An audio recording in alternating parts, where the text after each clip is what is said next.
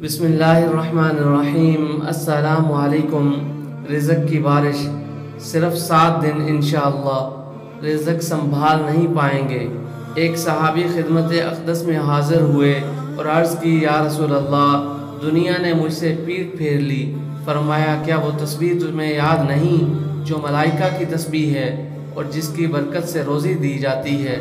خلق دنیا آئے گی تیرے پاس ذلیل و خوار ہو کر، طلوع فجر کے 700 بار پڑھا کر سبحان اللہ و بحمدہ سبحان اللہ العظیم و بحمدہ استغفر اللہ۔ ان صحابی کو 7 دن گزرے تھے کہ خدمت اقدس میں حاضر ہو کر عرض کی، حضور، دنیا میرے پاس اس کثرت سے آئی، میں حیران ہوں، کہاں اٹھاؤں، کہاں رکھوں۔